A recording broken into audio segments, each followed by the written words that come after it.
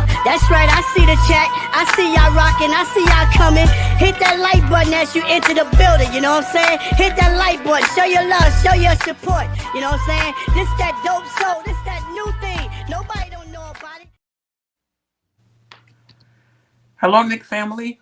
Welcome to the Just Knickin' It Weekly Show. I'm your host, Stephanie, aka Queen, and as always, we have a lot to talk about. I'm joined by Geoff from the Happily Ever Klafter Daily Sports Blog, Ajay the Villain from whenever he wants to do what he's gonna do. Oh, we got a lot to talk about. The Knicks have had 5 games. Remember, we were last Tuesday, so the Knicks have had 5 games since then, 2-3. Wins against the Wizards, and who was the other one? Dallas, and then losses against Charlotte, San Antonio, and the Clippers, not in that order. Of course, another injury, McBride was down, Payne, who I thought was playing well in the 2 games or 1.5 games. Then he injured himself against the Clippers. We'll talk about Kolek, whether he should start going forward if Brunson, Payne, and McBride remain out for the next few games. And then we'll go over the remaining schedule. There's 10 games left. Right now, the Knicks are in 3rd place in the Eastern Conference. Things come at you fast. Now, Indiana's in 4th place, right? Indiana's in 4th. Detroit is in 5th, and Milwaukee has fell to 6th.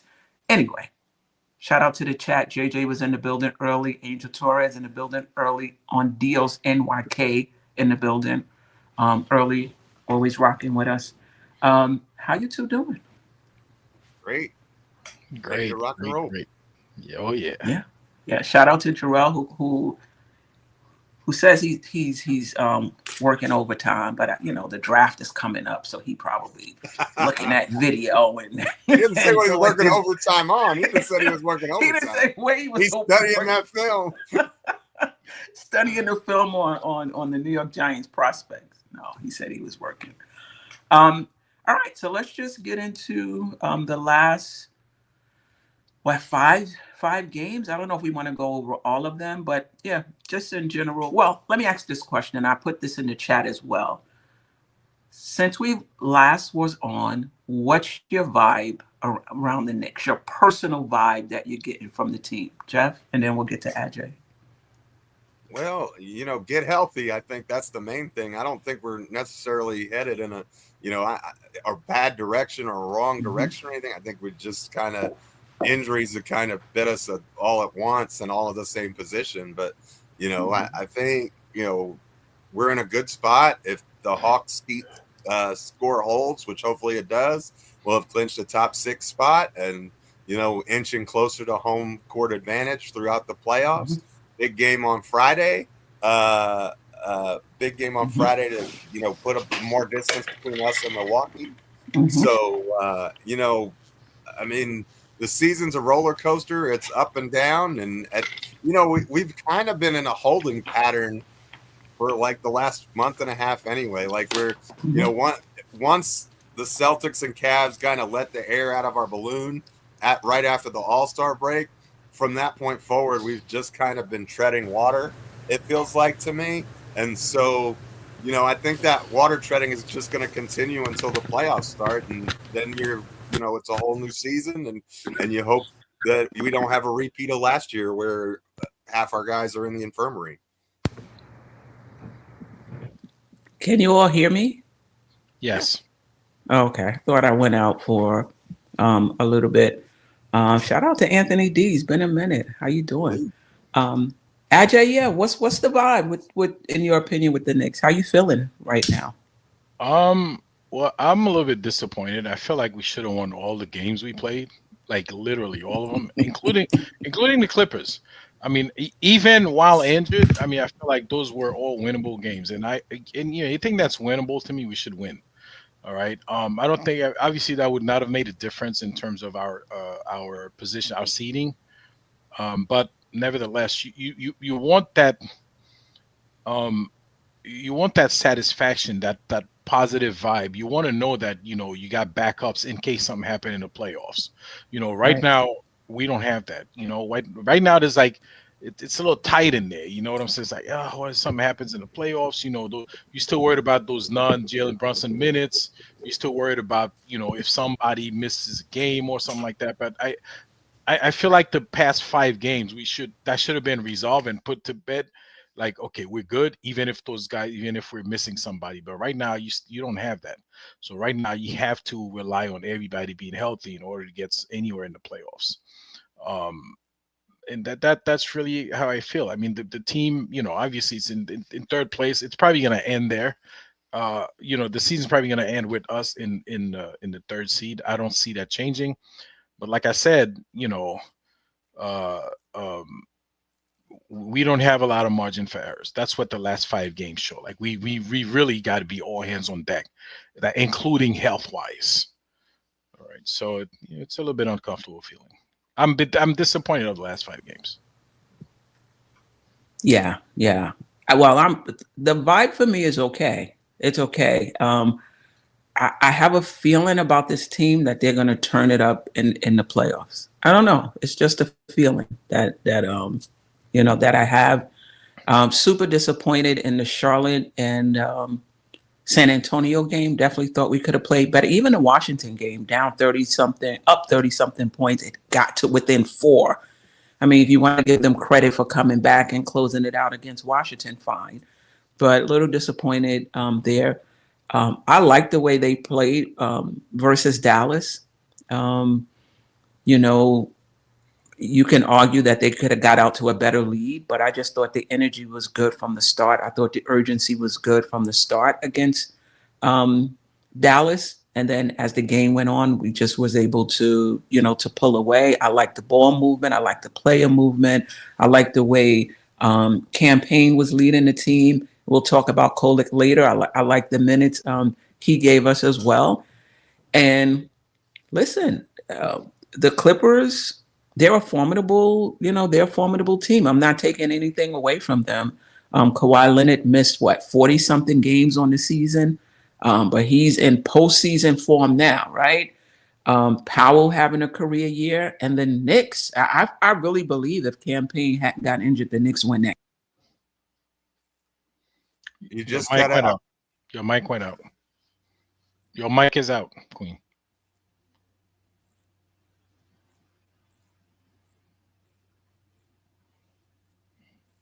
Not at all.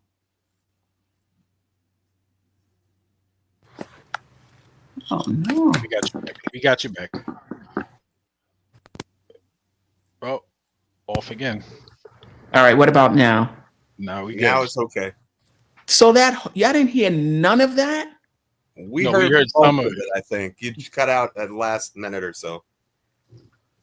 All right. Yeah, I don't know what's going on. I might have to put my I'm using a mic through my iPad. I might have to go with my Bluetooth headphones if this doesn't work. But the last thing I was saying is that as good as the Clippers are right now, with Kawhi Leonard seeming to be in playoff form, I believe if Payne wouldn't have gotten injured, we win that game against them. Like that's how well the Knicks were. The Knicks were playing, and shout out to Kolek and DeLon Wright for what they gave us. But I just think with Cam there, it would have been a different story. But it is what it is. The Knicks are 2-3, over the last 5 games with 10 games to go. Before we get into Kolek, the point guard play, the injuries, anything else that stood out for you this past week? For me, Josh Hart breaking Clyde's record for triple doubles in a season, and then pairing that with having triple doubles in the same game, but for the first time in franchise history from Cat and from Hart, and then Kevin McCullough Jr. getting his first ever NBA basket all in the same game. That was kind of and OG exploding for 35 points as kind of an afterthought with all the rest of that going on was kind of that was a really neat game to have all of those milestones hit in one game was pretty cool. Yeah, for sure. And shout out to Josh Hart for not wanting to keep the game ball for himself or to give it to Cat, but to give it to McCullough, who scored his first NBA point. I think that was, that was classy of him. His last assist of the night, right? So that was that was pretty like that was that was pretty cool. Anything else that that stood out for you? Yeah. Anything else that we can move into? No? All right. Let's move on. Hold on, just give me a second here. All right. All right, so let's move on to, to Kolek, right? Happy birthday to him, by the way. I believe his birthday is today, right? Did he turn 24? Is that correct? I think so. Yeah. All right. All right. Happy birthday to him. What have you seen from him? What do you like? What do you think he needs to improve on quickly? Because he might, he's going to be playing significant minutes the next few games. But what have you seen so far, and what do you like? And then we could talk about what we like to see from him going forward. Ajay, we'll start with you. Well, obviously, he is a true point guard. In the sense that he likes to, he's a pass first, set up first point guard. A lot of people complain about his defense, but I see the effort. Listen, he's not a big guy. He's not a super athletic guy. He doesn't have long arms and whatnot, but he's not a traffic cone out there. He's putting the effort. He is trying to stay in front of guys. He is trying to, swipe the ball. He is trying to cause a deflection. He's trying to do all that you require guys to do on defense. He doesn't have the body for it, but with what he has, kind of like Brunson is small, but he can't block nobody, but he's step in front of you and take the charge. So they do what they can with the weapons that they have. And I see him trying to do that. And in terms of what I would like to see him, I'd like to see him, kind of be a little bit more aggressive, try to score, because sometimes he's right under the basket and he's still looking to pass it. Listen, man, go, take the shot, go for it, because at the end of the day, the team that scores the most points is going to win the game, not the team that has the most assists. Okay. So if you're under the basket, if you can, drop another 2, add another 2 to the tally, do it. Okay, just go for it. You'll get a foul. Get to the free throw line. That's something he needs to get. He needs to get himself, get in the mix, and get fouled, get all kind of stuff. Get that stuff going, man. You're the main point guard now. You're the top point guard. You got to play like one. All right. I know it's kind of tough to just like throw him in the freezing water. All of a sudden, he's got to figure it out, right? But you need to figure it out. I mean, you've been playing, you played with this team, you've been playing in the G League, you've been playing in college, you've been doing this literally all your life. So now's the time to show what you've been, working on, and just get up there and do it, man. Just forget about failure, okay? Because that's part of the game. But you gotta just go for it, okay? Forget about being afraid to fail, I should say. But you just gotta go for it. Be aggressive. Try to score the basketball. Don't worry about missing the first 2 3-pointers. Okay, keep shooting it, because you can't shoot the 3-pointer. So keep going at it and they're gonna start dropping. Yeah, and to your point, you want to keep the defense honest, right? If they know you're not going to shoot, they don't have to play you. They can sag off of you. They can help on others. So you're right. I think he does have he can shoot the 3-pointer. So if he gets an opportunity, shoot it. Don't be a Josh Hart out there. You get an opportunity.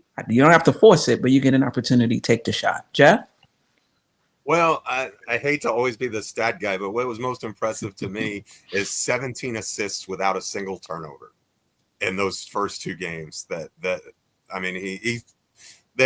Clippers kind of had something for him in that game a little bit more, but he was still, I thought, pretty good. But the basketball IQ on this kid is phenomenal, and it's kind of fun. Like, it's difficult, I think, when you're on the floor with the rest of the bench scrubs in garbage time to really see how good this kid is. But when you put him on the floor with the starters or with regular rotation players, you actually see how this kid's talent can be unlocked and how he is able to improve everybody around him and set them up for good looks and easy shots, which is something that the Knicks just plain don't have. I mean, and really it's impressive with his size, and he's not what I would consider like the quickest, fastest guy in the world either. Some guys just get by you, they blow by you with amazing athleticism. That's not Tyler, but still he's able to get guys the ball in position where they can score. And his defense is not great, but I've seen worse. That's for sure. I mean, I think that, again, the Clippers kind of attacked him pretty well, and the more film that they get on this kid, I think the more difficult his life is going to be, because he's still kind of a surprise. Nobody on the scouting report is saying, okay, what's this kid Kolek doing? So from that standpoint, but I guess it's the minister in me, but I've been calling him the collection plate, because he's always dishing out assists. So that's what I'm calling him. But I'm all aboard with DJ Shuttle, who's been on the Kolek train since we picked him in the second round, and he's right about stuff quite often, and he was spot on this one. This kid Kolek has talent. Yeah, for sure. And he'll have an opportunity for it to be on display. He's going to be, I don't know if he's going to be on the top of the scouting report, but I think, the opposing teams are going to look to say, listen, they got a rookie point guard. He's playing a lot of minutes. What can we do to disrupt him and by extension, disrupt the Knicks, right? So I think we're going to get a really good chance to see how he does in that position. And it's almost, I'm sure he's welcoming the opportunity, but it's almost unfair that he's thrust into this position, right now. He's a rookie. For me, if he does well, he does well. If he doesn't do well, I think that's fine too. Like, I don't think, for me anyway, I'm not going to be down on him either way. It's going to be a learning experience for him, and hopefully he comes through more than not. Anything you would like to see him? I guess you could take it in terms of improve on overall, and it may take some time to do that, but you can also answer the question in terms of what you want to see him improve on the next game, because it looks like Deuce McBride won't go.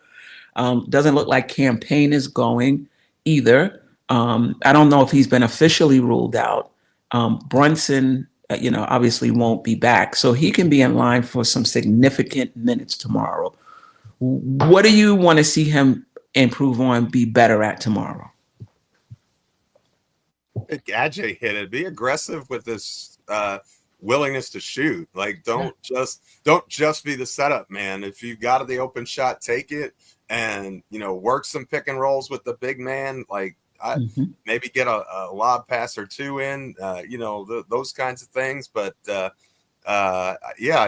just be more aggressive on offense, and then really give that effort on defense. He's never going to be a plus defender. He doesn't have the physical skills to do that in the NBA, in my opinion. But if he can be like Brunson and, give that 100% effort all the time, which is what he has to do every minute he's on the floor. And I think Deuce even was telling him about that, like early on in the season, like with all the rookies, this is what I went through. Well, now it's your shot. Now it's your turn. You got to make the most of your opportunity. Be aggressive. Earn that trust of the coaching staff and continue to build off the trust that you've built with your teammates.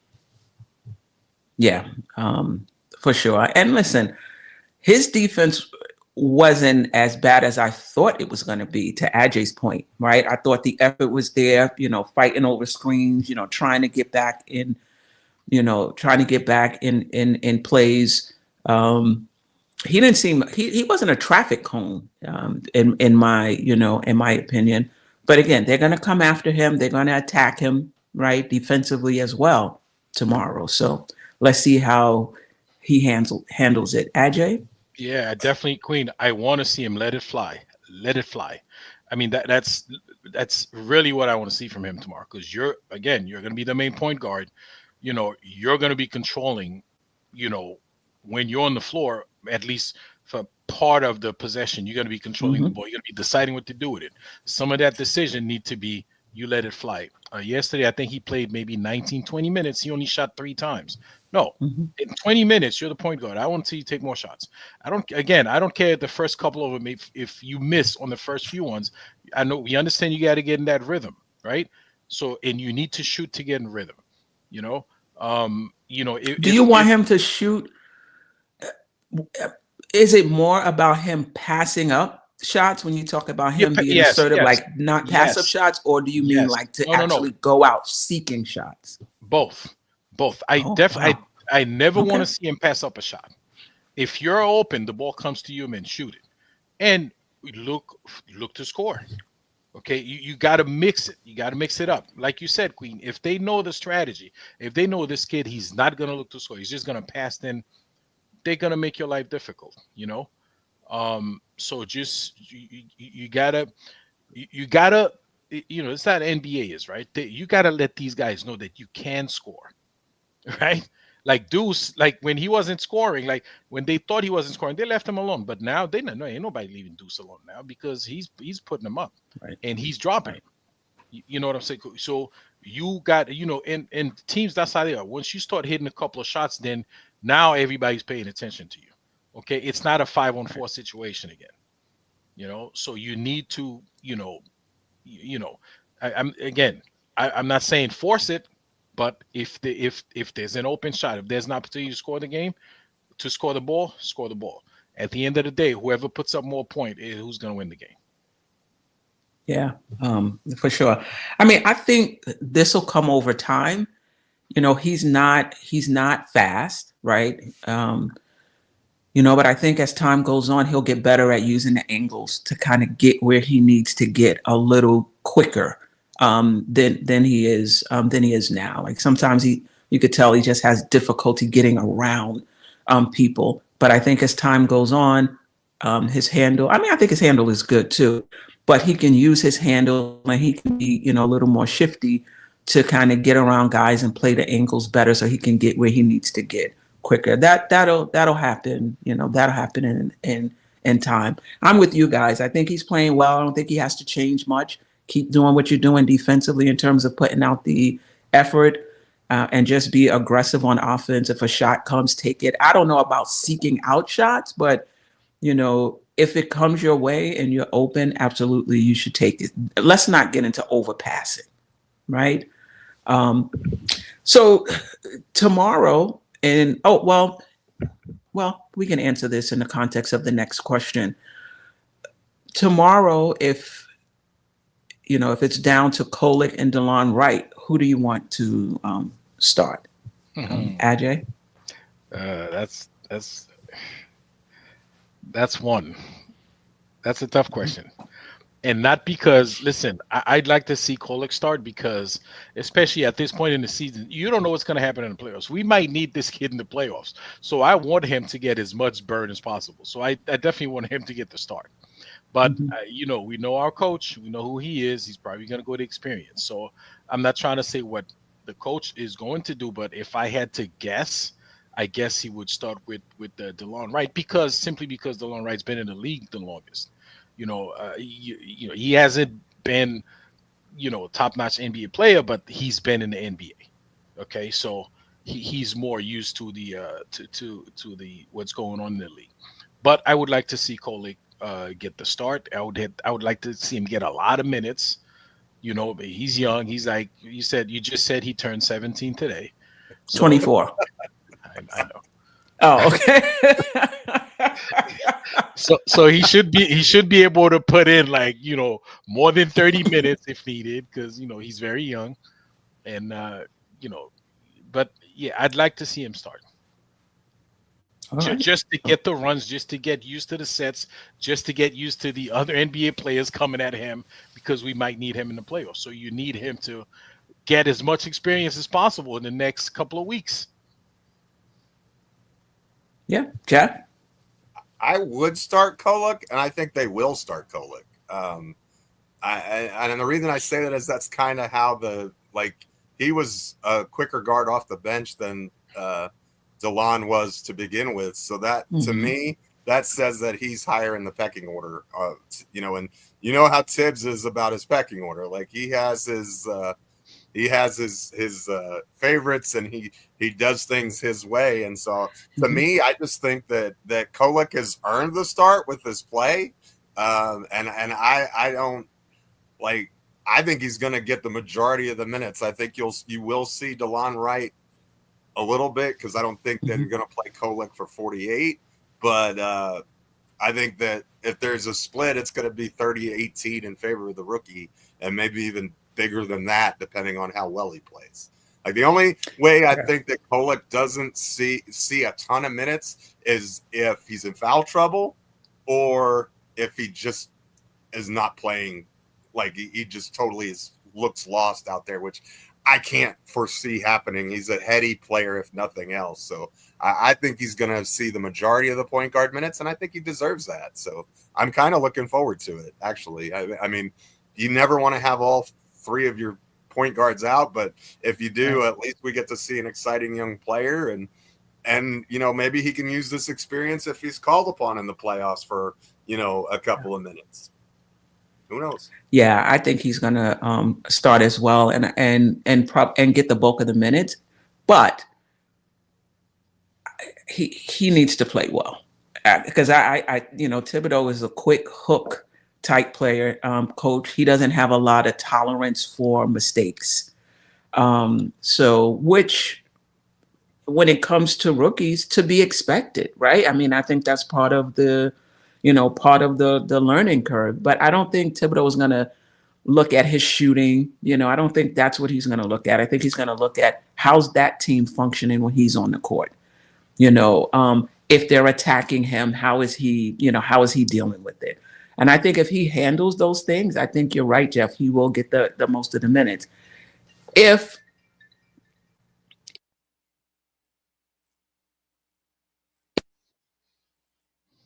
You froze up again, Queen Bee.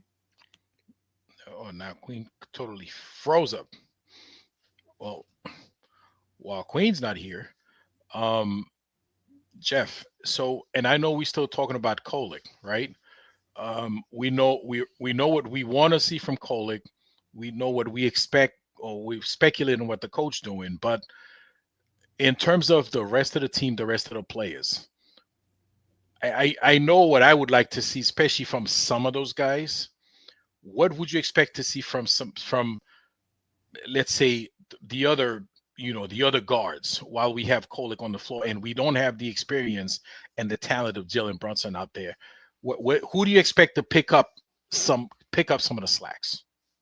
Well, I think you got to look at our wings. I think that I think in the Dallas game you really saw OG Anunoby display some legitimate offensive game, and that's the reason we brought Mikal Bridges here. And Mikal has had some really good games, and maybe a guy like Kolek, who's going to look for him and get the ball to him in the spots that he prefers, maybe that's the way to unlock those two guys. And because I think if we're going to win, then we're going to need those two guys to really step up and give us a shot in the arm on offense. But and I think Sherwin's right. I think Josh Hart will see some time running the point as well, but I'll be disappointed if that's the primary option. I would really prefer to let someone that's their more natural skill set and Kolek do it, and Hart just do it on an ancillary basis, maybe with the second unit, so you don't have to play DeLon Wright.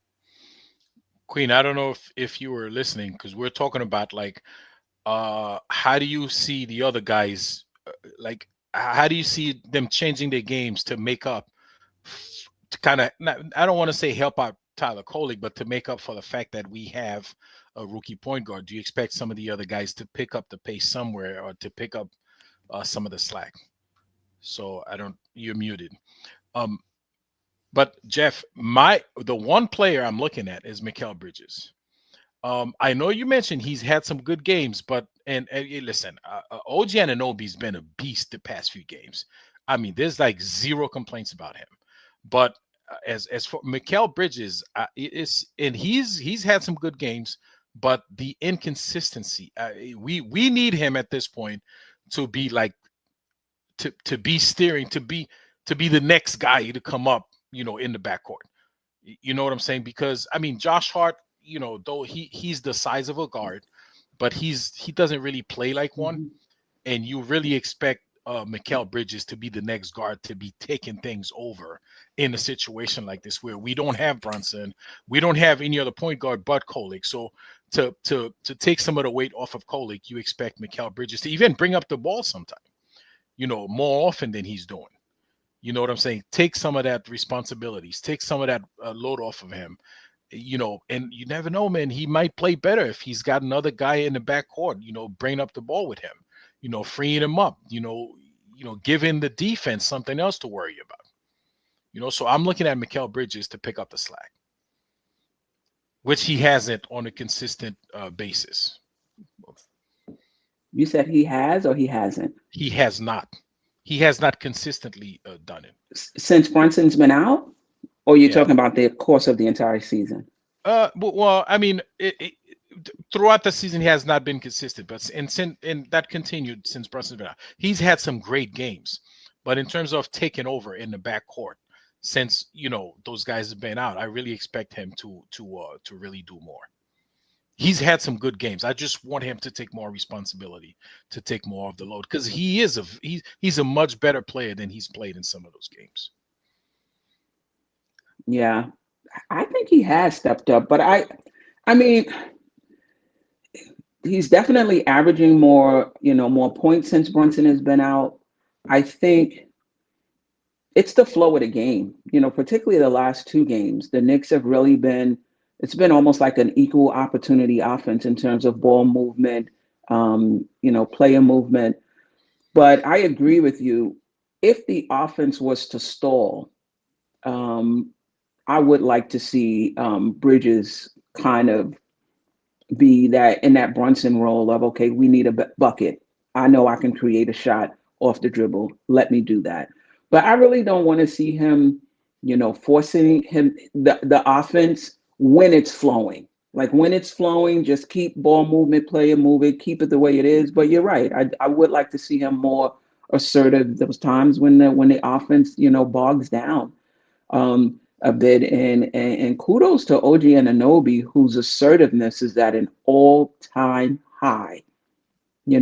Going coast to coast, not trying to finesse, just basically going through guys, pushing them out the way, using his strength to get to the basket, hitting a three-point shot, and then also doing what he does on the defense. I mean, the stamina on this guy is just through the roof right now. He's been amazing. Like he's on an insane stretch right now.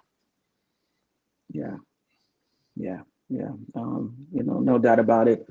Shout out to the chat, and particularly shout out to Phil Porter. Appreciate you. It's been a minute. I hope everything is good with you and the family. I missed having headphone issues and video issues.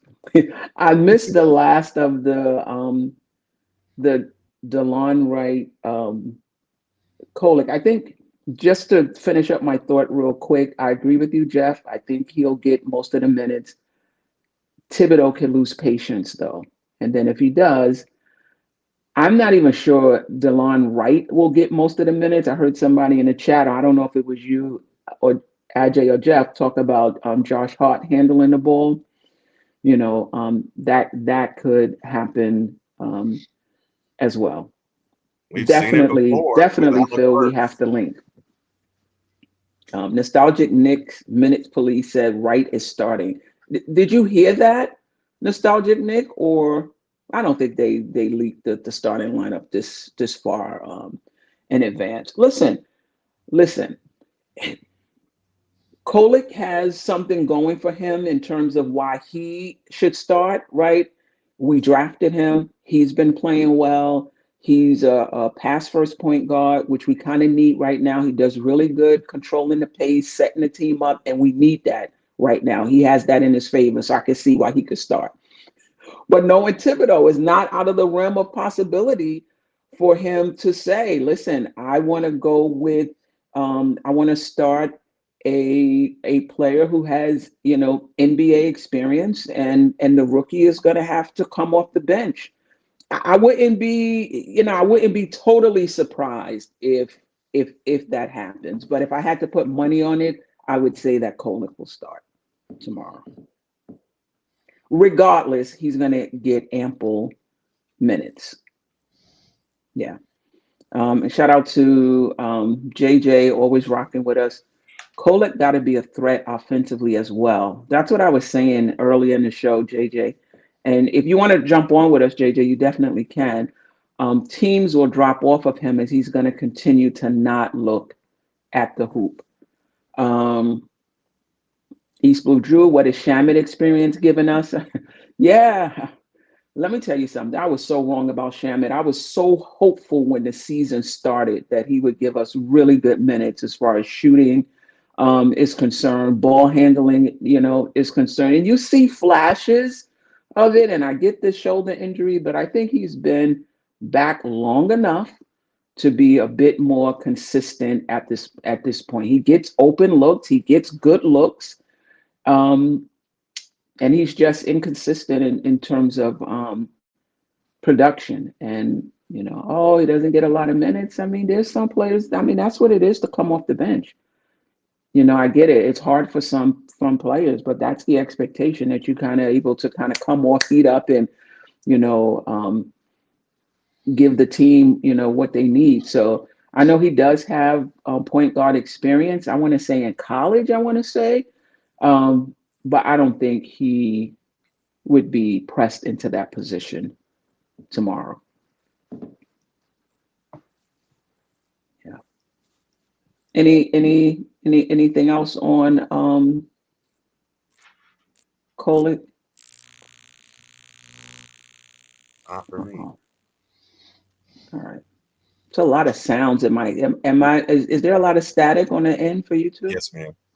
It is. I don't hear. I hear like kind of a very low grounding noise, like a buzzing at the bottom, but it's not really staticky. All right. Chat, let me know if my audio is disturbing, right? People can deal with a little blurry video, but busted audio, that's a tough one. JJ said he heard some buzzing.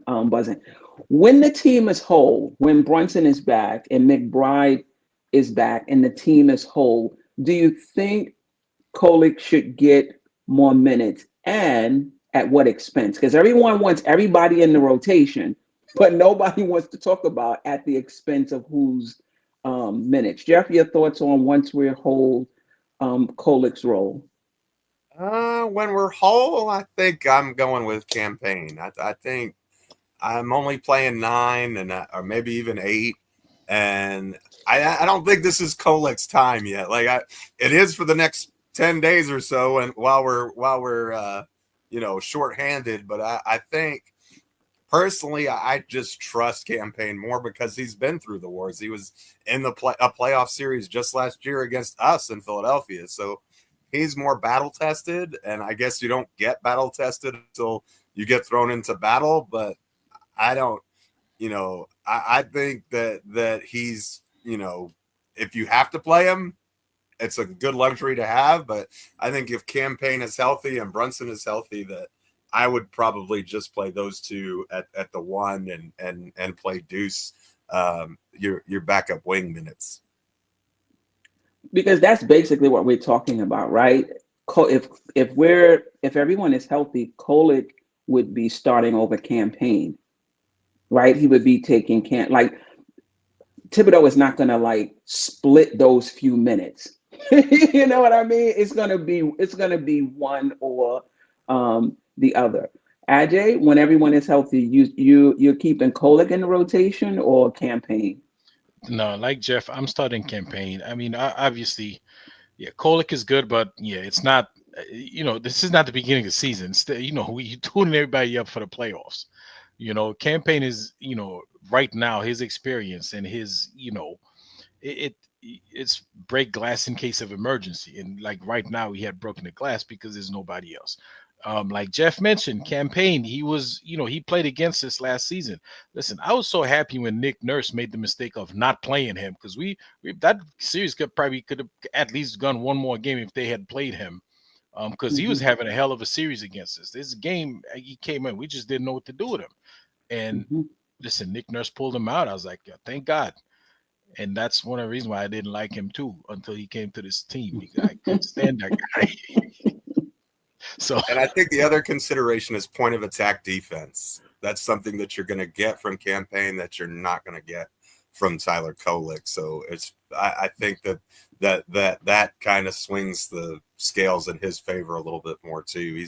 I actually think campaign is a pretty good point of attack defender. I mean, he's not a lead or anything, but he can be disruptive, especially in the right lineups in that second unit. I actually really like what I've seen from him defensively. So, and he's not afraid to shoot, that's for sure. And you need guys who are going to put him up.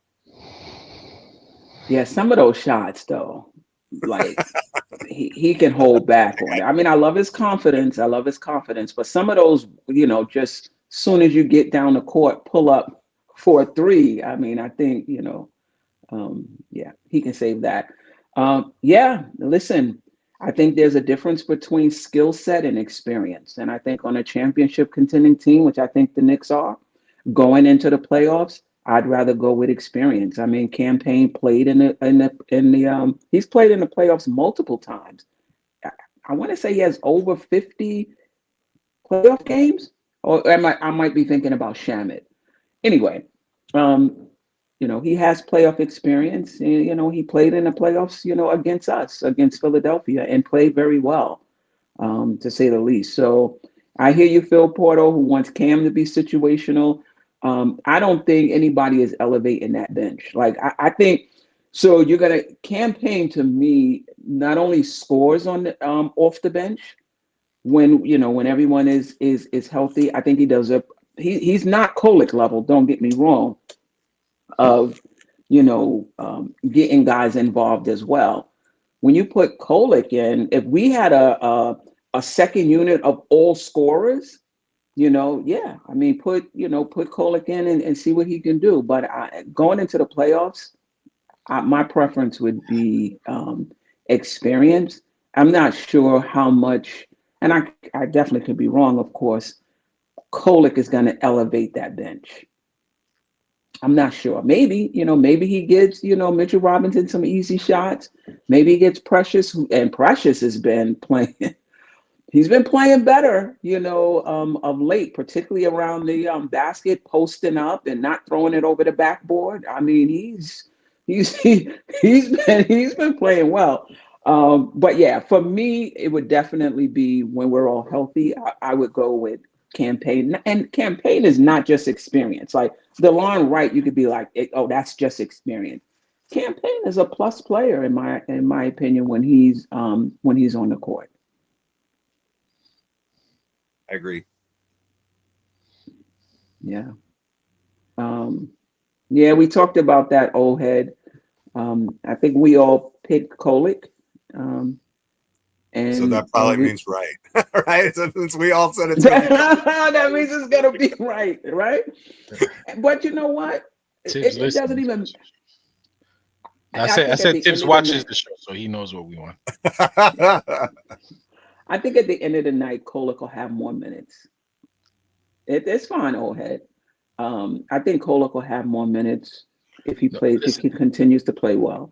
Queen, we all said Kolek, but we still have that reservation that Tibbs is the head coach. He might start DeLon Wright. We all have that reservation. We all put that, the fine print in there. Hey, we want it to be Kolek, but we know Tibbs what he might do.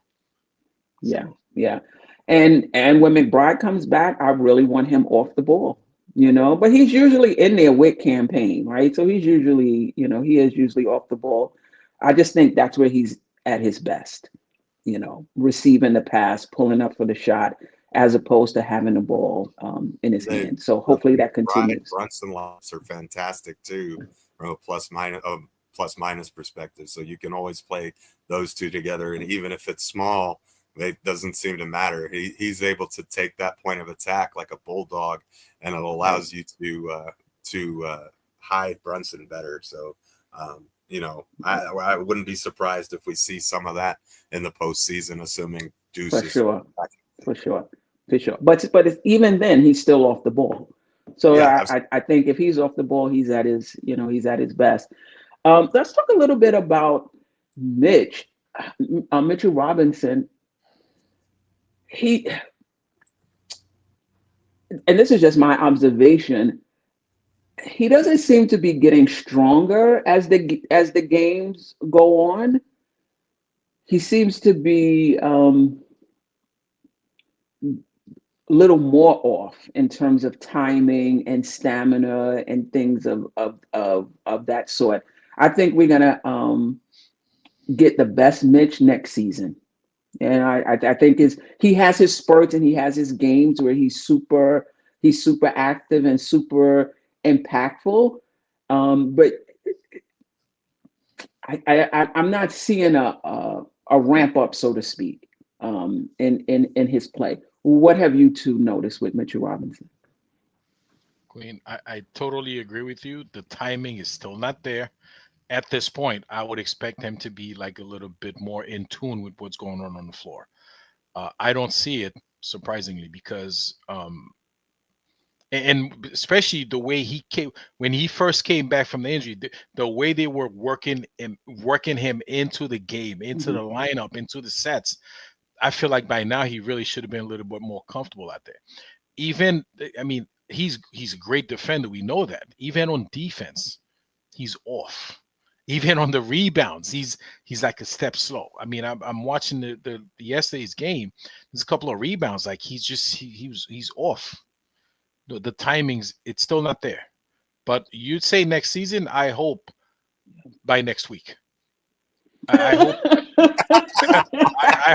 Plenty of time then. I hope by next week, because we cannot afford to not have Mitch for the play. So I hope by the playoffs, man. You know, he's already, you know, oh, awesome. Yeah, thanks, King Ribby. Yeah, so hey, listen, I don't know what Mitch has got to do, man. Watch films. I don't know. But the timing is still off. Yeah. What have you seen, Geoff? I don't think he's 100% healthy. Like, I think so you think it's more than just stamina?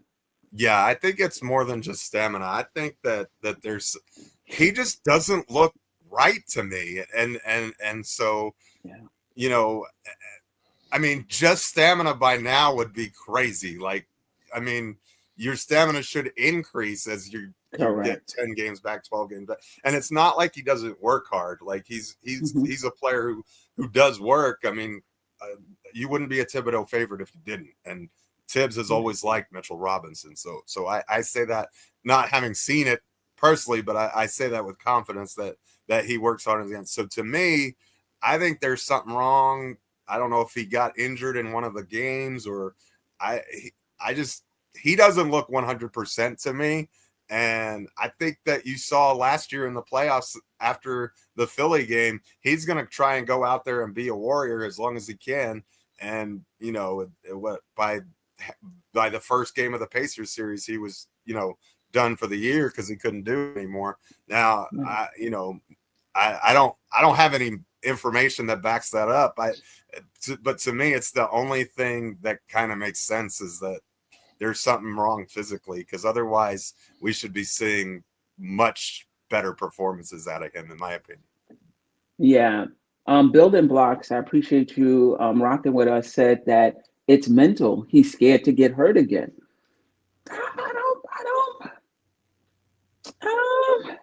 I don't know.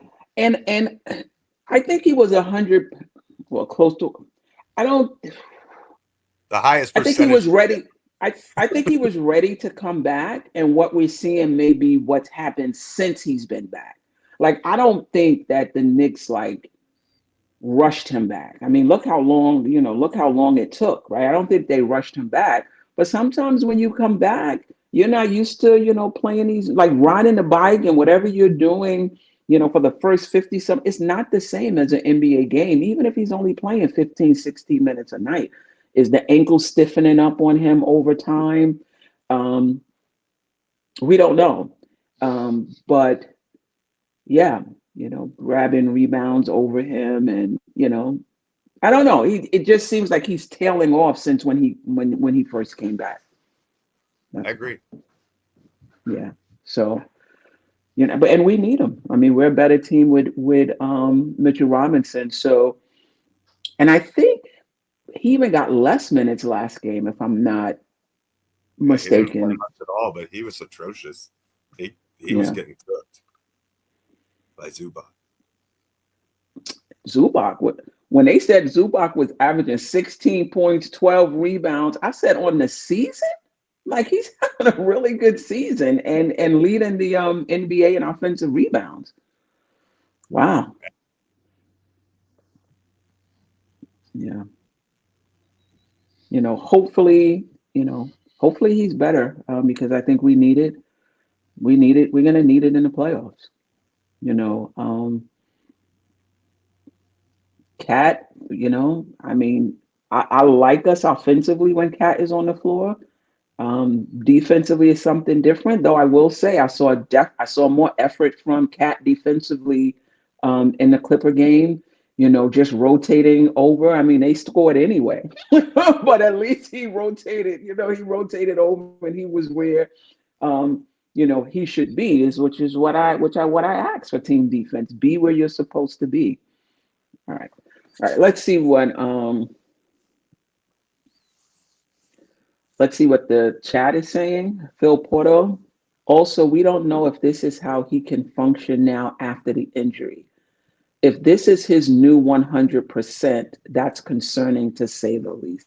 I can't imagine that this is going to be Mitchell Robinson going forward, right? I think he's going to be better next season. What's your thoughts on that? I think he's going to be elsewhere next season. I have not made any secret about that. I think he's the biggest fungible salary that we have, and he's the biggest way that one of the biggest pieces that we can use to add in a trade to upgrade the roster. So whether I like him or not, I just don't think he's going to be here next year, regardless of how he plays in the playoffs. He's not a Leon Rose guy. He was here before the front office came in. And I think if they're going to build this team, they're going to build it with the guys that they want. He's not reliable in terms of staying on the floor. And, he's not expensive. I mean, he's got, a middle of the road contract at $12 million, but you can add that with other pieces and get, a productive NBA player out of it. If you want to do that. And I think the Knicks will. So whatever he does, but and I think he will be better next year, but I think it'll be wearing another jersey.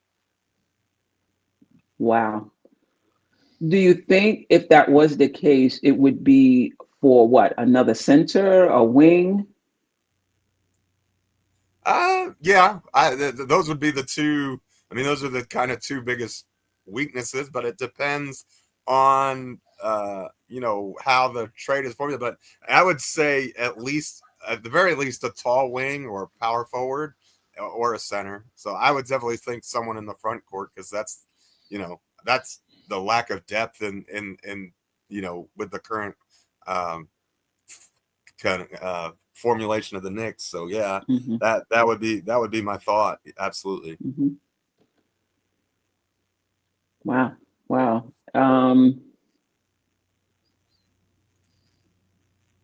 Leon, you're not getting much for Mitch. I don't know. I mean, if he shows that he's healthy, and plays out the rest of the season, it's possible that teams may, look and say, oh, well, what we're seeing is just basically stamina issues, coming in, mid-season. I think his value is high now. If he can stay on the floor through the end of the season, than it would have been if he never came back. This season. D. Grant wants to know, so what center Knicks going to trade? Yeah, listen, I don't know about trades. Like that's like an off-season thing. I don't know. It's not going to be a 1-for-1 though. It's going to be. I think if it happens, it's going to be a package deal, and it's probably going to be one of the other rotation pieces, maybe even OG Anunoby. You know, and because if you combine OG's salary with Mitch's salary, you get up to adding another full max player, and you will have more draft capital in terms of first round picks that we can include in that type of a trade. So that's what I'm thinking. But yeah, you're right. 1-for-1, Mitch is not going to bring back much, but that's not what I'm saying here. That $12 million can be used in a salary, and it's, you know, it's a descending contract. It's not for that long. It's teams are not going to be, you know, scared of picking that up, in my opinion. Yeah. Yeah. Shout out to the art man formerly known as Steve. Appreciate the super chat. I think the problem with Mitch is hesitancy. He's in his own way. We'll be fine. Kolek should be the second point guard. He's not ready defensively and not aggressive offensively. Wright is taller and plays D. I mean, yeah, I mean, in terms of switchability, you could definitely switch 1 through 3, right? With with Wright. He's not Kolek won't shoot, and Wright is not a good shooter, right? I think he's 35%, I want to say, career. This is his 10th year. I mean, he's had some seasons of like 36%, 38%, but career-wise, I think he's like 34% or 35% from 3. 35%. 80% free throw shooter, that's good. We shall see. Listen, this is the story of the Knicks. Players that's great in one area and not so great in another area, right? That's just the story with the Knicks. But I wanted to get back to what Geoff was saying. Appreciate you, the art man formerly known as Steve, about OG. I don't know if I'm trading OG. I mean, I don't, and I get what you're saying. You could put OG in a trade money-wise and get, another max player. This guy, what he does on both ends of the floor, like it would have to be like a star. Yeah, that's what I'm talking about. For me to consider putting OG Anunoby in that trade. And that person has to be able to play some defense as well, because Cat is here. You know what I mean? So we would need to have somebody play defense. That would be a tough one for me to see OG go out in a trade. It's not automatic by any stretch of the imagination, but I think it's in the Knicks calculus of ways to improve this team, and especially if you see them go out with a first round exit, God forbid, or a quick exit in the playoffs where they're non-competitive in the games against Boston or Cleveland. If they do make the second round, then I think that you've got to question, well, is that just, do we need more time to grow, or do we need to bring in something greater? And that's again, off-season question. We don't know what's going to happen yet, but I think that's going to be a very real conversation come June. Yeah. Shout out to JJ. He said, if feet to the fire is how I'm interpreting the question. Would I trade out of OG or Bridges? Ooh, I like both of those guys.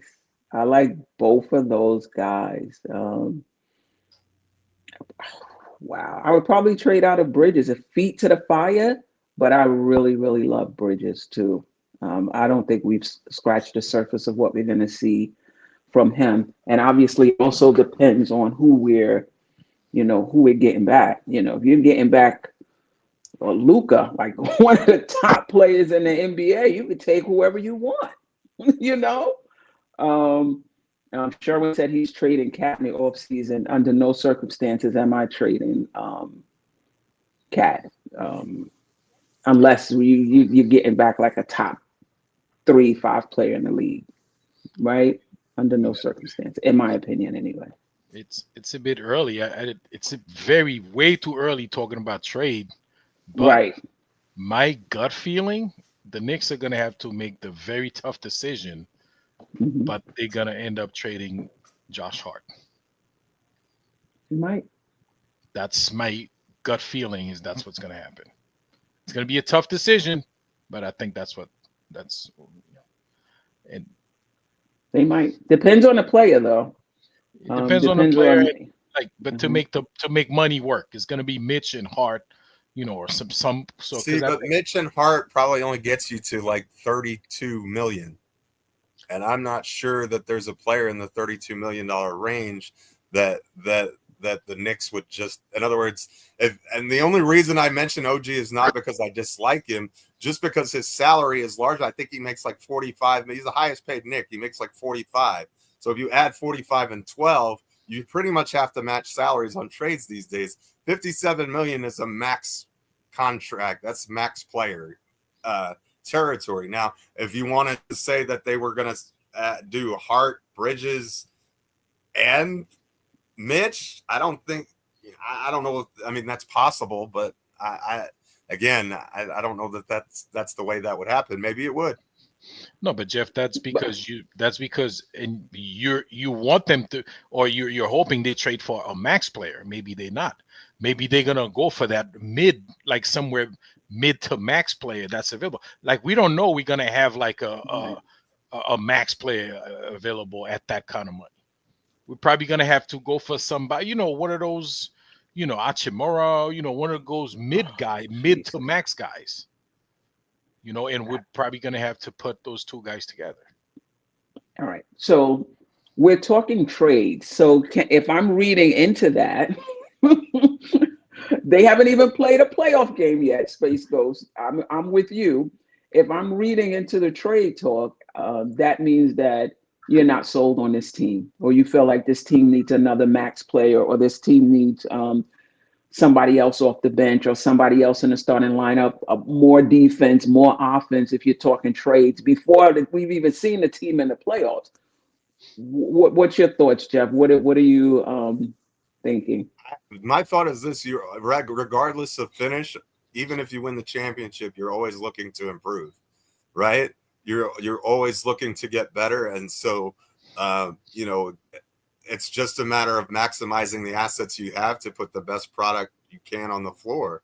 And I think the Knicks showed that, when they traded DiVincenzo, they're not afraid to break up the Villanova connection, right? They've shown that already if they believe that it's going to make the team better. And I think you can make the argument that Towns makes this Knicks team better. And I also think that you kind of have to wonder, how long do they want to wait? Like, if they can push their cards into the middle of the table and get another really good player in here and form like a big three, maybe they do that. I don't know. I don't have any insider information, but I just think with this front office, everything is on the table except probably for trading Jalen. Like, I think anybody else other than Brunson, possibly Towns, but really just Brunson in my mind, is touchable moving forward. Whether, taking the feeling out of it, but again, the only reason I mention OG is because OG salary plus Mitch's salary gets you a big contract player, or two big contracts. It doesn't have to, as Ajay said, maybe it's swapping out those two guys for two wings, or a wing and a big that maybe we feel like fit better. Who knows? And if that's the case, maybe you can do it with Bridges and Mitch instead, whoever, however that works. I don't want to disrespect this team by going too far down that road, because as you said, we don't even know what seed we're going to get. We just know that we're top 6 at this point. Let's get healthy and put the boxing gloves on and get hit and see, how many rounds we can go. Yeah, I think I'm with Ajay in the sense that if the Knicks are going to make an upgrade, see what you can do to get another scorer off that bench.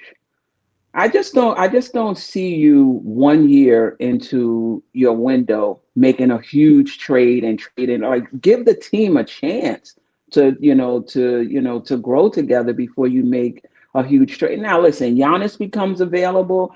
You have nothing. The Knicks have no control over timing. Giannis becomes available, Booker becomes available. You have to think about it. You can't just be like, oh, it's our first year in the window, so we're not going to do anything. But other than that, I'm not looking to do anything other than upgrade that bench.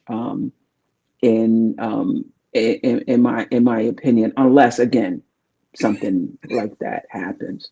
Let's not forget precious $6 million also that's going to be available. We could throw that in there as well too, because that he's probably going to be gone as well. I think he's going to be gone as well. Sherman says, I'm not sold on Cat's complete game. He's just an offensive player. But listen, Mitchell Robinson's game is not complete. And I know he's one of your favorite player. Who else? We can go down the line on the Knicks. Kolek's isn't a complete game, right? I think as a fan base, we tend to value defense. So if somebody is a defensive player and they're not complete, that's okay. But if you're an offensive player and you're not complete, then you need to go. No. The Knicks have to figure out a way. Tom Thibodeau has to figure out a way, as he always says, to put guys in the right position to play to their strength, minimize their weaknesses.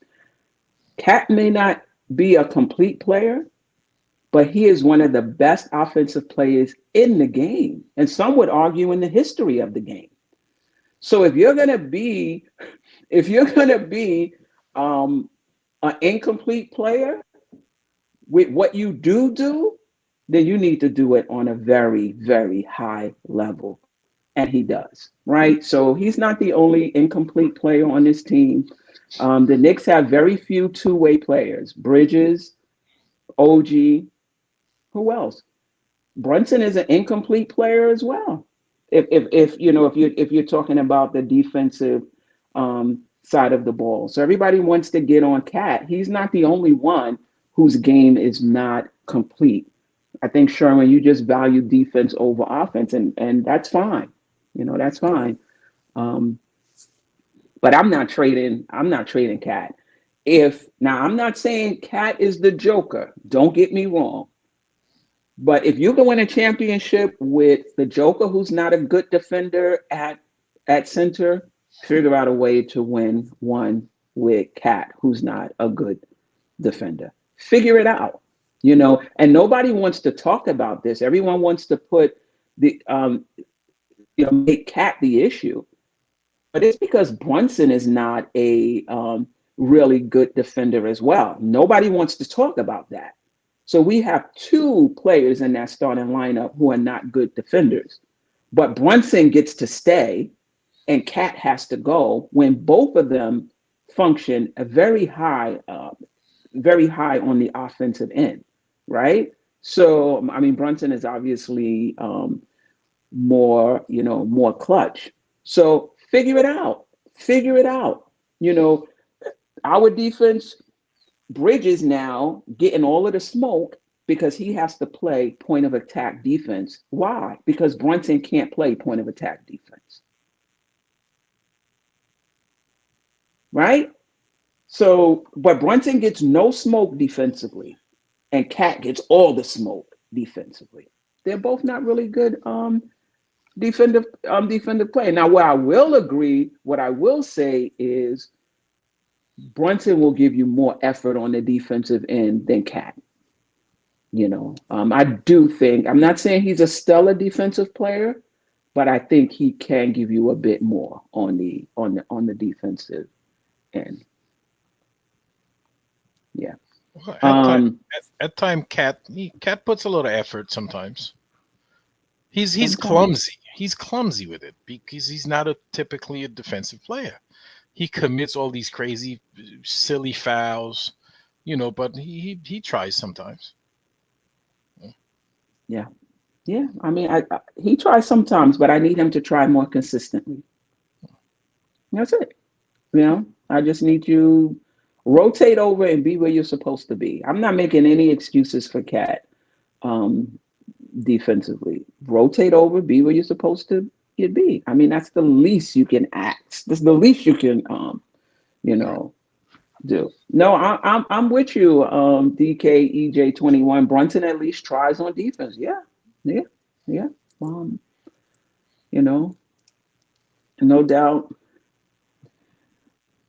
When do we mention Hart defensively? I mean, listen, Hart has defensive lapses, but I'm not going to say he's like a turnstile. I'm not going to say Hart is a turnstile, but yeah, he's not the greatest defender either.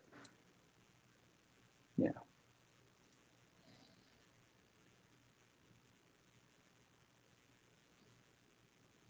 Cat never gets credit when he does play good defense. I notice it. You know, I do notice it. I do try to give him credit, but come on. I just feel like he could do better defensively. All right. 10 games left. So Knicks are third place in the Eastern Conference. We have 10 games left. So we play the Bucks in Portland at home this week. Next week, we have Philly at the Garden. Then we're at Cleveland, at Atlanta, hosting the Phoenix Suns. And then the week after that, we're hosting Boston. We're at Detroit. We're at Cleveland. We're at Brooklyn. I think it was, I think they have the 7th hardest record in terms of strength of schedule going forward the last 10 games, if I'm not mistaken. That Listen, included the Clippers game, but you're exactly right. Okay, all right. That's spot on. Yes, yeah. And listen, we don't know. And last week we're playing Boston and Cleveland. Who knows what they're playing for, right? They may sit their guys. Like that may not be a test for the Knicks. We play Cleveland twice. We play Cleveland twice, next week and then the week after. But I mean, what you think they're going to be going full force? Maybe, maybe not. Thoughts on the remaining 10 games? What do you think the Knicks record would be? Do you think Brunson comes back for any of those games? Yeah.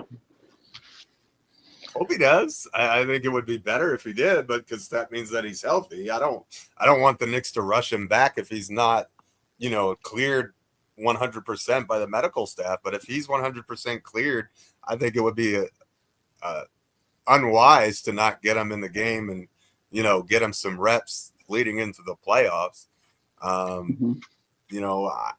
This lack of point guard situation is concerning to me. It wouldn't surprise me.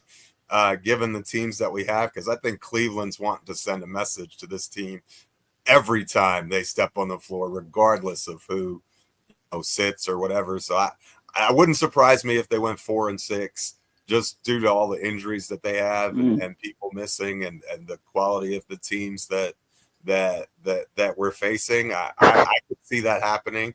I hope I'm wrong, but I kind of feel like the Clippers game kind of shows you that, it's kind of catching up with us a little bit. So we'll see. Yeah. Shout out to Silk Sutton. Queen, Cat's scared of giving up fouls. That's why he keeps his hands down. Listen. Figure it out. Figure it out. I just need better effort from Cat. And I get it. He is foul prone, he is Clumsy. He just has a lot of that be. comes on the offensive end, though. I feel like he picks up 1 or 2 charges, because he just goes in there whenever he wild, and that means he only has 4 on the other end. And so even if you just pick up 1, all of a sudden you're in foul trouble, even, you know what I mean? And that happens to him on the regular, he'll pick up 2 offensive fouls and then he'll get mad about that and pick up a cheap defensive foul. And here you go. Then it's Precious Achua time and we're all, losing our hair. That's why whenever he drives, I'm like, no. It's because I'm afraid of those charges, and he gets them all the time. All the time is a little strong, but he does. Very often.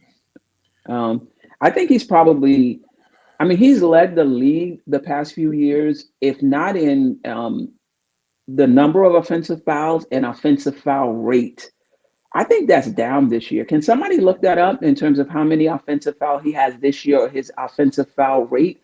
I think it's lower this year than it was the past 2 years in Minnesota.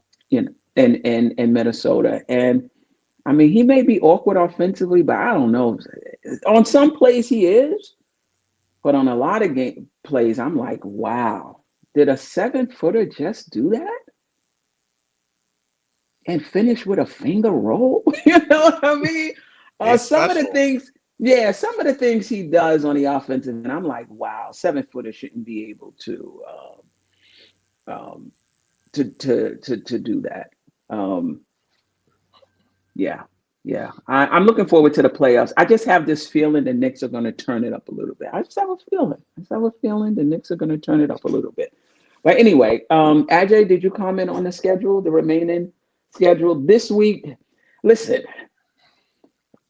Breen said that the Knicks will probably finish third. Now, this is when Indiana is still fourth. That the Knicks would need to go 5-6. That's when they had 11 games left. And Indiana would need to go 9-2 for the Knicks to finish in fourth place, right?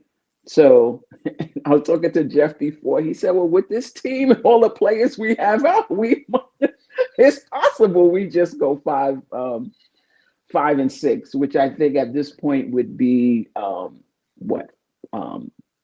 4-6? 5 now because we lost to the Clippers. Yeah, but the Pacers they're not gonna go 9-2 yet, even though they scored like 500 points tonight, but they're still not gonna go 9-2.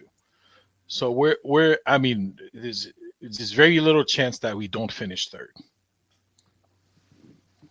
Yeah, but who we play, that 4th, 5th, and 6th spot is rotating. I looked at it. I said Detroit is in 5th. When I looked it up before, I kept saying, where did they come from? Now they're in 5th, and Milwaukee has dropped to 6th. So who knows who the Knicks will. With the Dame injury, though, you got to do your best to secure that 3rd spot, because if you can play the Bucks without Dame in the playoffs, that is, to me, is, I mean, and I'm not going to disrespect.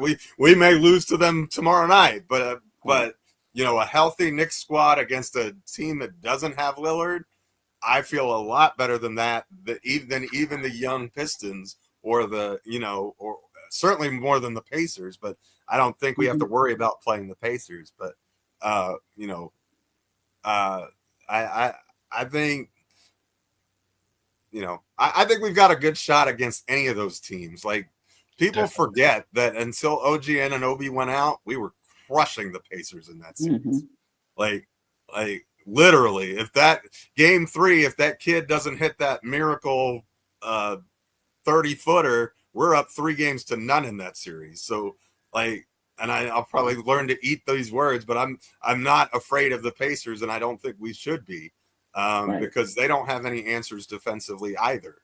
And so, and again, health is important. You've got to have Brunson there. You've got to have OG there. You've got to have, Deuce, hopefully, and Mitch, hopefully. But again, I think that playoffs are a different animal. You can shrink the floor. You can do a lot of different things. And so I think that we have a decent shot at getting out of the first round, regardless of who we play, but it looks more and more likely that it's either going to be Milwaukee or Detroit, and hopefully Milwaukee, in my opinion.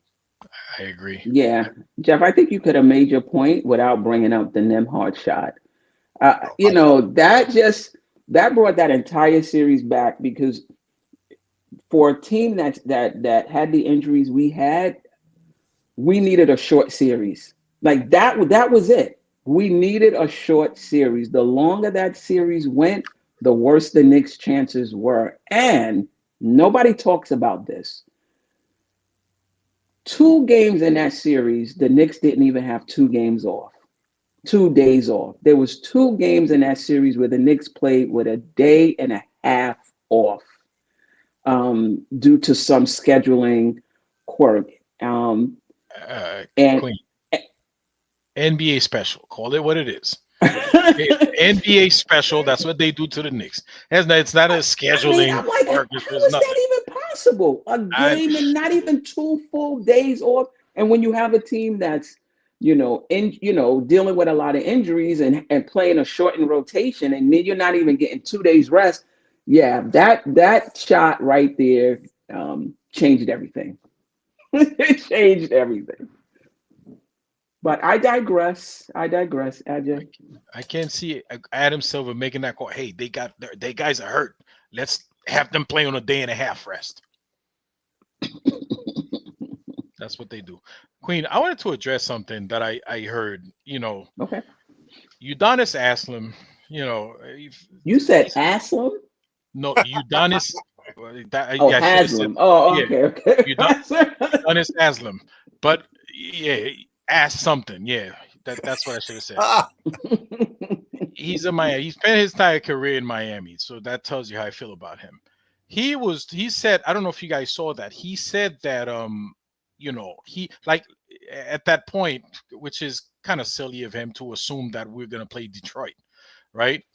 He was picking Detroit over us because he was like, Brunson's gonna be coming back. That ankle's not gonna be ready till next season, which is about the only thing of value he said in that whole statement.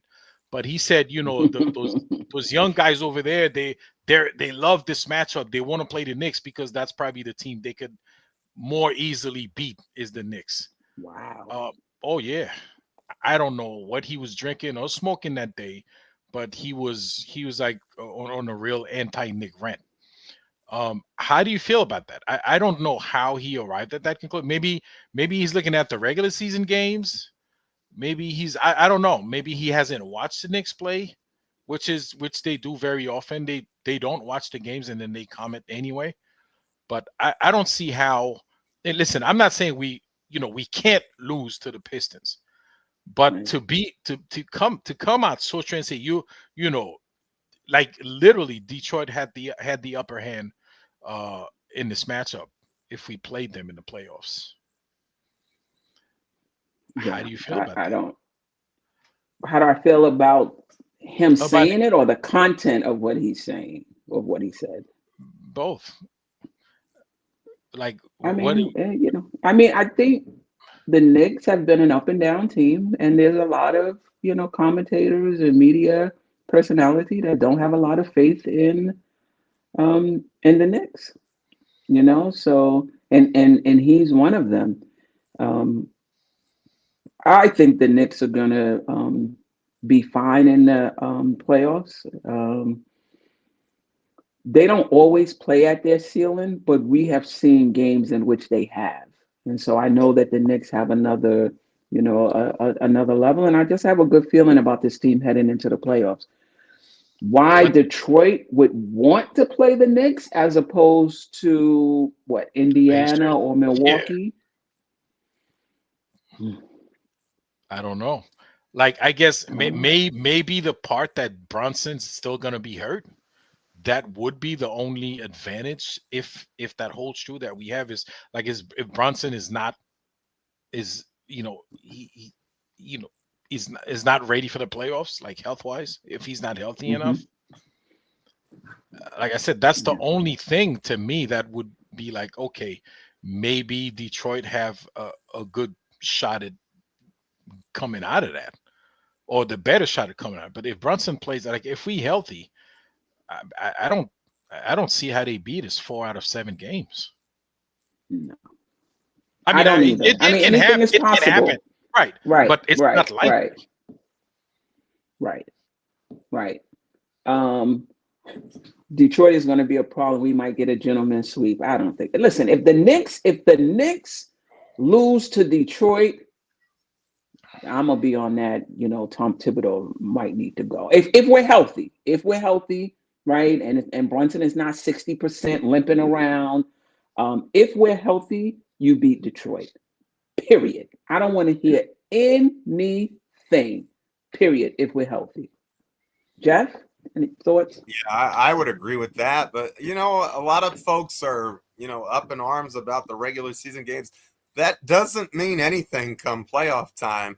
Let's remember the Knicks destroyed the Hawks in the regular season in the We Here season, and the playoffs were a completely different animal. If you're talking about the Pistons, and everybody likes to shovel the dirt on Tom Thibodeau, guess which coach he completely outcoached against Cleveland when we won that series? Oh yeah, it was Bickerstaff. So even with the coaching, we're probably that y'all say he's not a good coach. Well, he outcoached Bickerstaff big time when he was coaching Cleveland. And I would say that Cleveland team is more talented than this Detroit team. And not sleeping on the Pistons. I think they're very good. And Cade is a problem.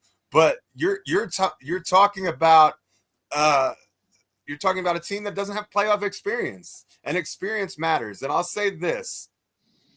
Healthy Jalen Brunson is a difference maker. I don't think healthy Jalen Brunson loses in the first round to anybody. I just he steps up his game in the postseason. He showed it against Philadelphia when he absolutely went out of his mind in some of those games. He showed it against Cleveland. So to me, Brunson is a massive difference maker. If he's healthy, which huge, massive if. Look, if Brunson isn't healthy, I think all of this goes out the window. I don't think you can. I don't think it's fair to say, well, the Knicks without their top 5 MVP candidate, is going to walk over anybody in the playoffs. And I think they could potentially still win that series if things went right. But you'd be the underdog for sure.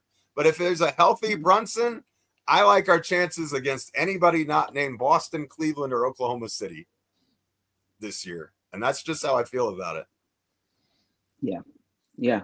I mean, we watch this team every game. So obviously every play, every player, the coach is under our microscope. But when you zoom out, the Knicks have things may have changed since I last checked, but the 5th best record in the entire NBA, third best team in the conference, despite the fact that, this team was, three different starters this season, despite the fact that Brunson has missed some games, Cat has missed some games, OG has missed a stretch of game, McBride has missed a stretch of games. We're gonna be okay. We're not losing in the first round to anybody. We're just not. We still 5th in the league, by the way. We still 5th? Okay. Yeah. In the entire league, given the ups and downs of this team.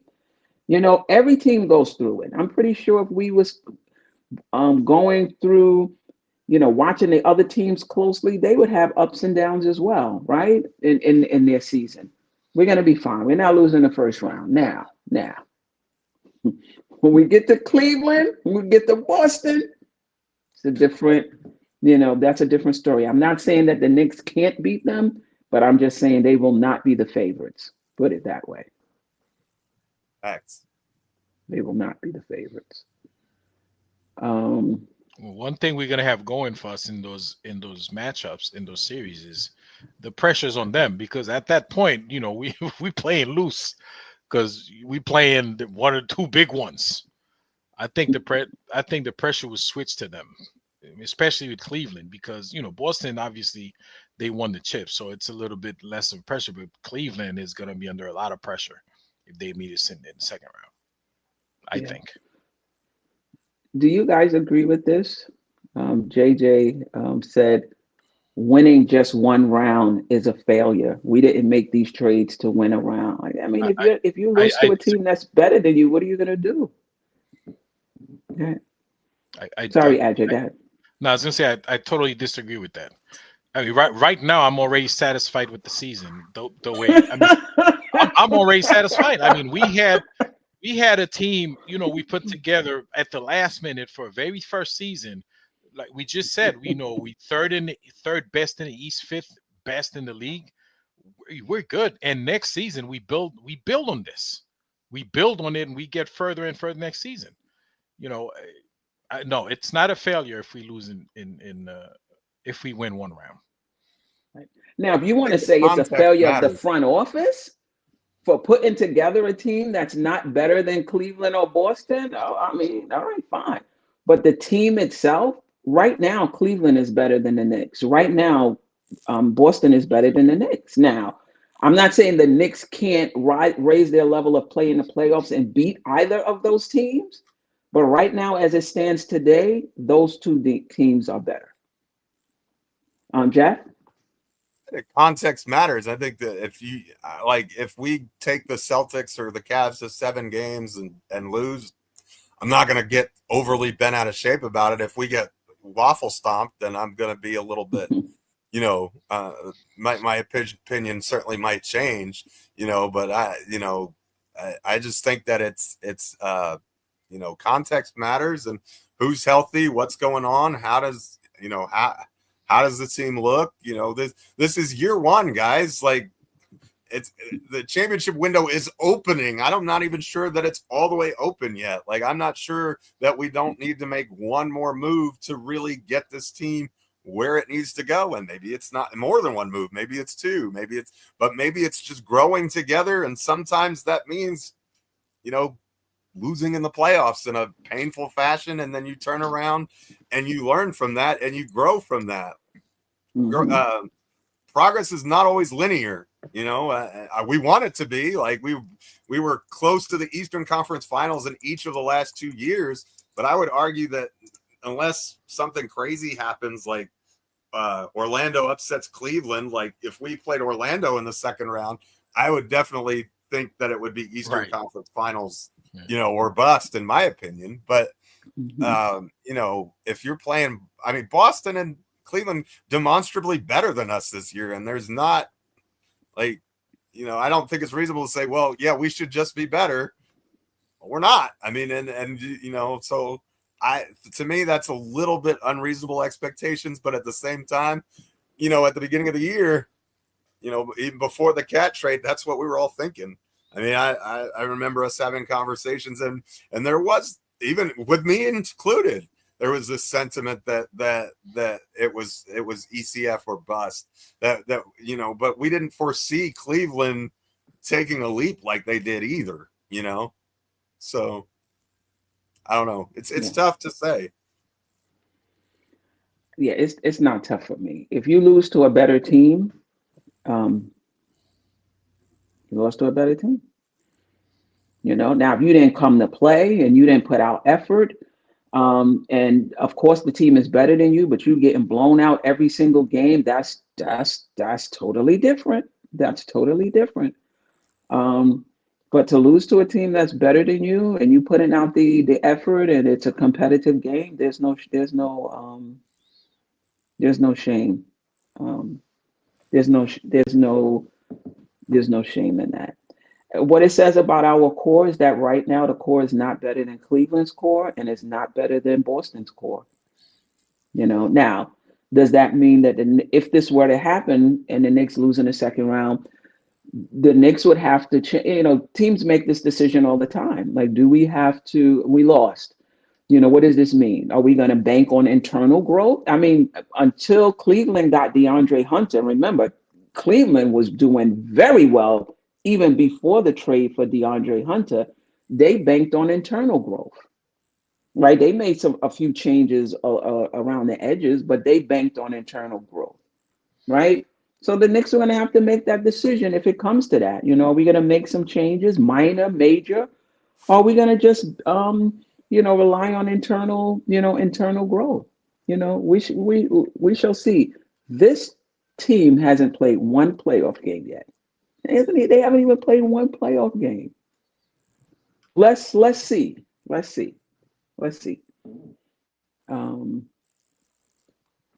Andrew said the Cavs may have peaked too early. It's going to be interesting. It's going to be interesting to see the Cavs in the first round. I can't tell you how many times I've seen teams have great regular seasons and not do that great in the playoffs. I saw Milwaukee have the best record in the entire league and lose to Miami, in the playoff. I'm not sure if it was the first or second round. It happens. I was about to say I'm not wishing that on them, but then in hindsight, yeah, I am. On second thought, yes, I am.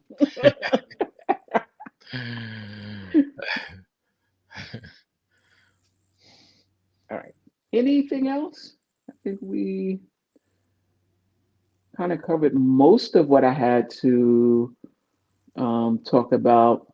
Other than the injury update, I saw that McBride was ruled out for tomorrow already. I saw that. Payne, I didn't see whether he's ruled out, but I think it's probably unlikely that he plays.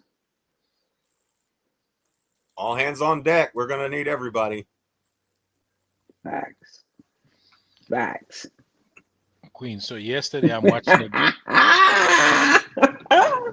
Listen. When I'm down on certain players or certain things, I get the smoke. When I'm positive, I get the smoke. I just have a good feeling about this Knick team in the playoffs. We shall see. I could be wrong. I could be very wrong, but I just have a good feeling. Yeah. Anything else? Queen, I was gonna say yesterday I was watching a game and when the second half started and Payne didn't come out, I was about to text you because I was cursing Tom Thibodeau out. I was like, oh my God, there he go again. Cam got in the first half 15 points. What does this guy do? Kolek start the second half. I did too. I was like, what's going on? And then the injury report came out. I was like, oh, okay.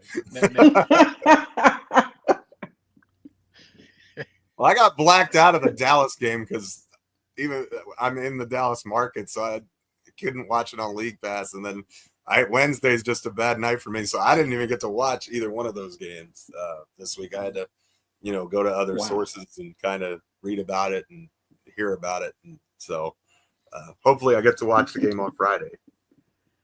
Yeah, I thought the same thing too. I'm like, come on now, he playing all right, He playing all right. He had 50. This is a big drastic right here.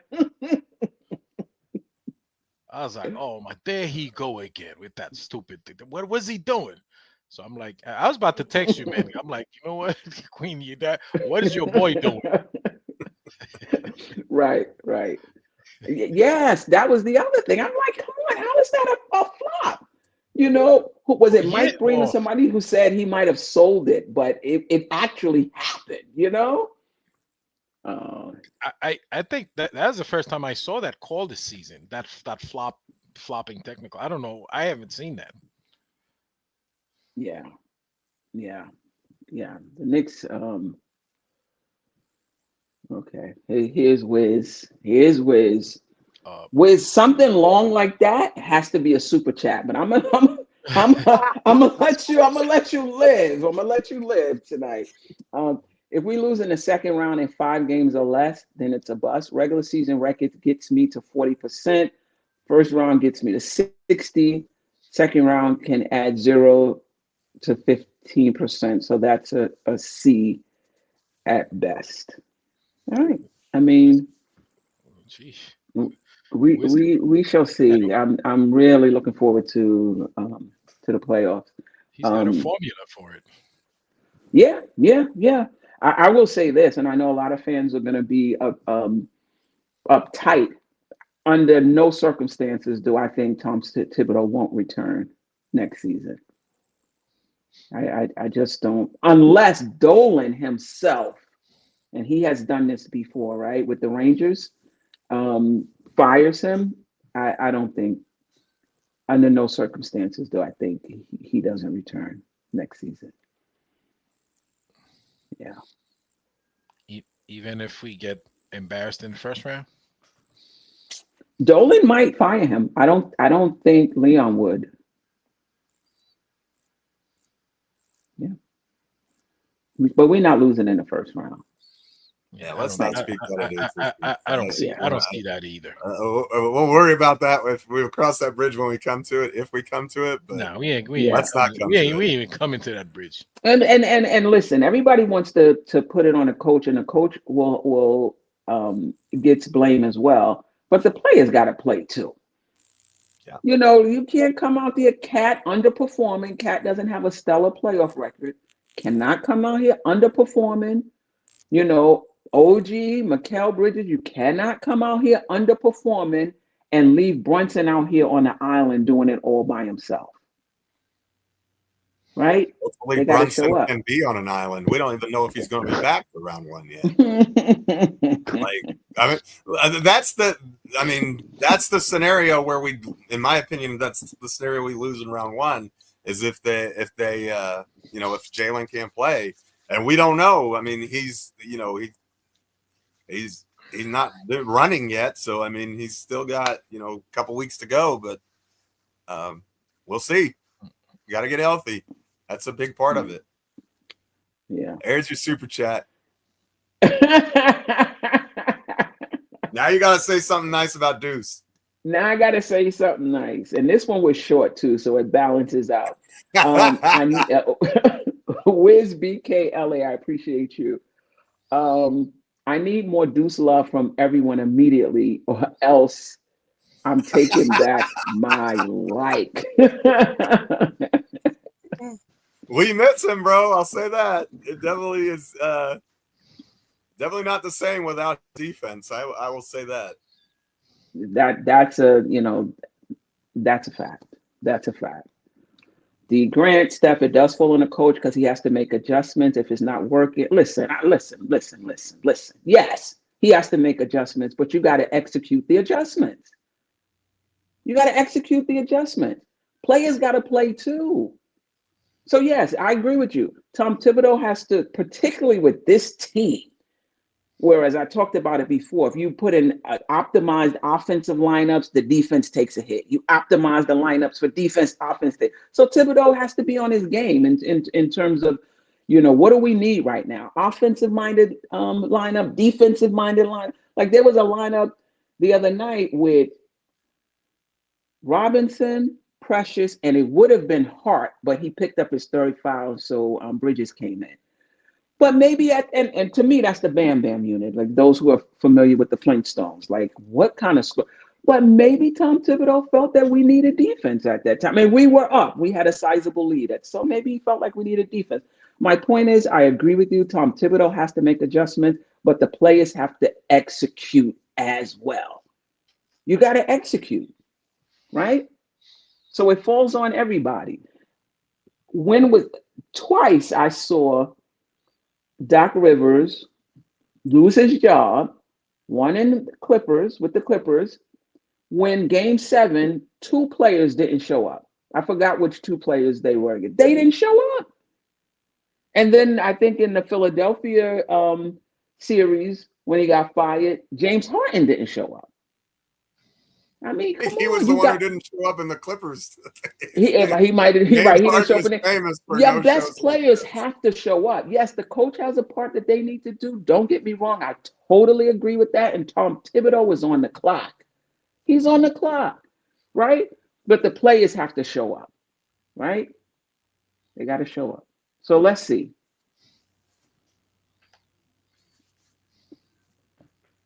All right. Any last word? Thanks for having us. It's a great conversation as always, Queen. And Ajay, my guy, and the chat was yes, sir, on fire tonight. A great show. It's good to be back in the swing and the flow. Jerrell, we miss you, my guy. I know you're overtime watching them giant Sanders highlights. We got you figured out, man. We overtime, right?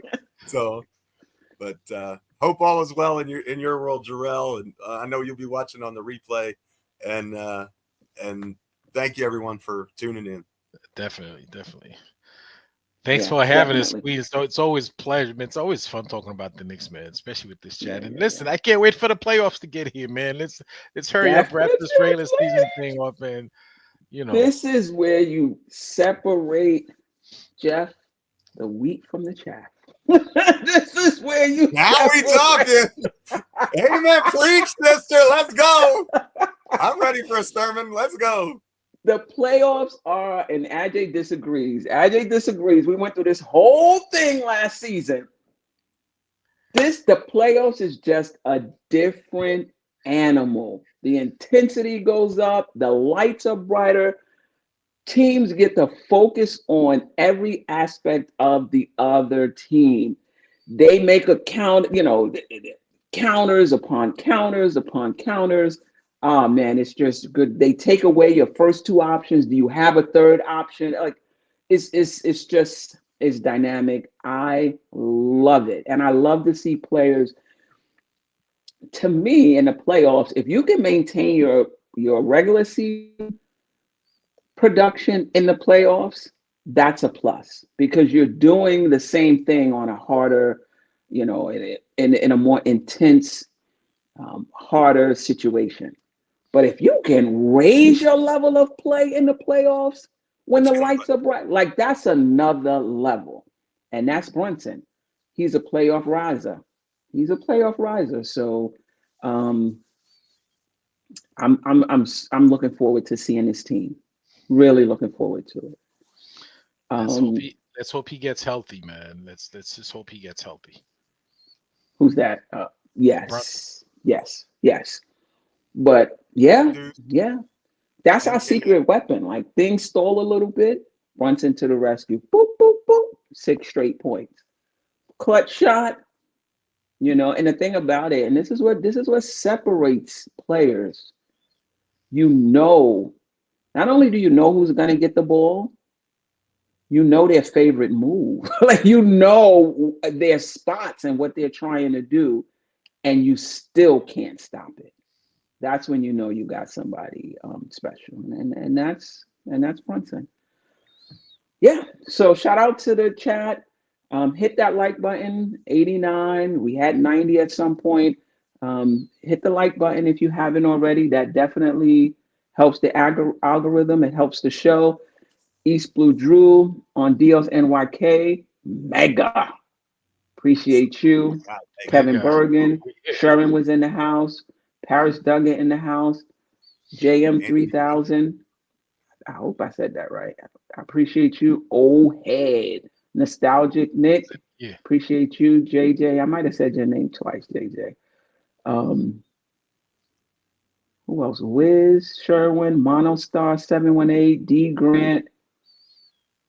Leon Mitchell. I may not get to everybody. Kevin Bergen, Anna Grill 1. Yeah, I appreciate you guys. And some of you were in the building. Space in the Ghost. building early. Yeah. Oh, let me see the before we go, I want to see the results of the poll. I was about to say my screen went out. All right, here we go. In the poll. All right.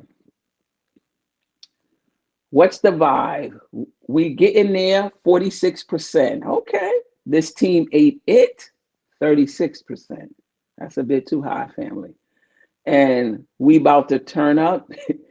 Eastern Conference Final or bust, 17%. All right. Yeah. All right. Yeah. All right. But most of us think that the Knicks are making progress. I fall in that camp as well. I think the Knicks are making progress. And I think we're going to be pleasantly surprised once the playoffs start. All right. Monday, I'm on Queen's Court on the Nothing But Knicks channel. Me, Geoff, Lady and the Chef from Two Knicks Chicks, Tony Crow from Knicks and Bruises. And then we'll be back here next Thursday. Keep the notifications on if anything happens, or if I just feel like, coming on. It might be a pop-up show, right? So keep that notifications on. Until next time, family. Sister, you one of a kind. Yes. Sister, it's time you That's shine. Dope Soul. Where you at?